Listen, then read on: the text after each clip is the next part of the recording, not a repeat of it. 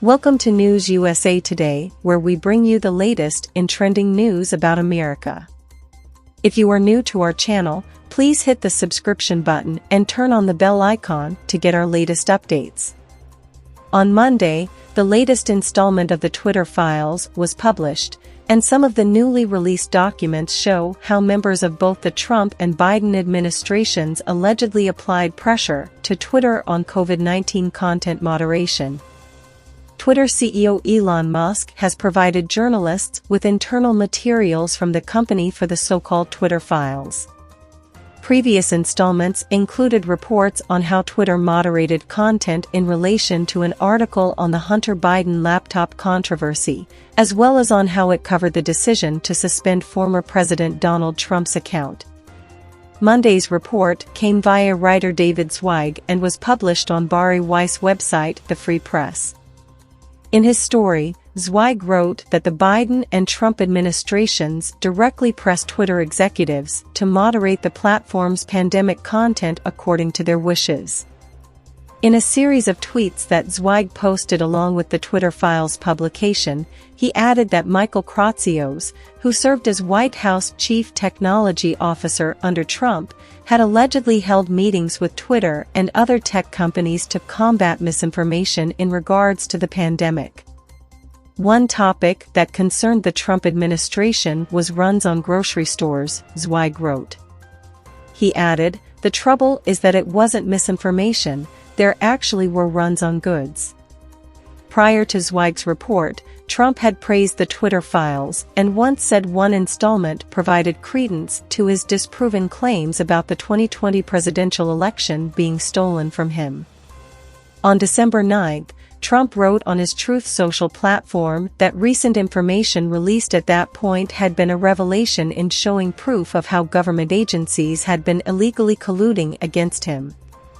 Trump also seemingly suggested that information contained in the Twitter files in regard to possible involvement of the FBI in the Hunter Biden story moderation could provide reason for the U.S. Constitution to be canceled.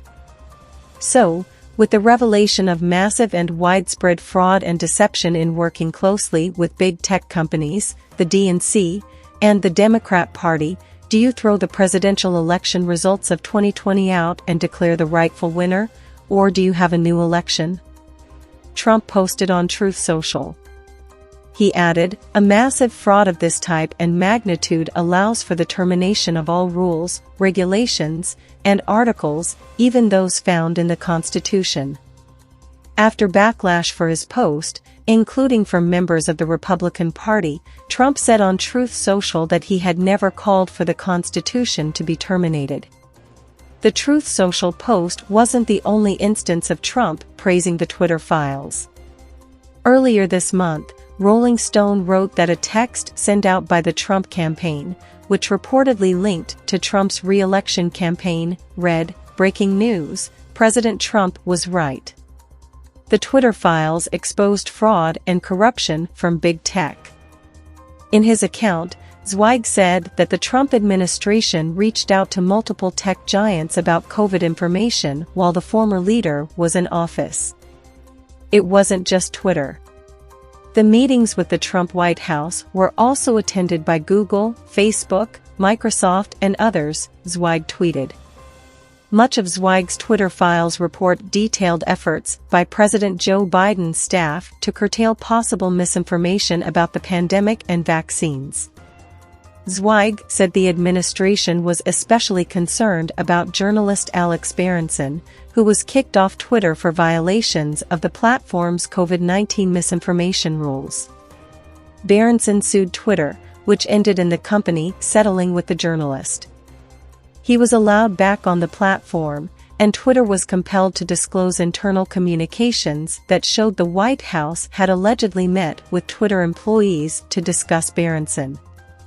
Zweig said that journalists were not the only ones subjected to moderation by Twitter, with and without alleged pressure from the government for their views. Many medical and public health professionals who expressed perspectives or even cited findings from accredited academic journals that conflicted with official positions were also targeted, Zweig wrote in the Free Press. As a result, legitimate findings and questions about our COVID policies and their consequences went missing. Thank you for watching. Smash that like button, leave a comment if you enjoyed watching, and share the video on your social media. Please follow and subscribe to News USA Today, and hit that notification icon.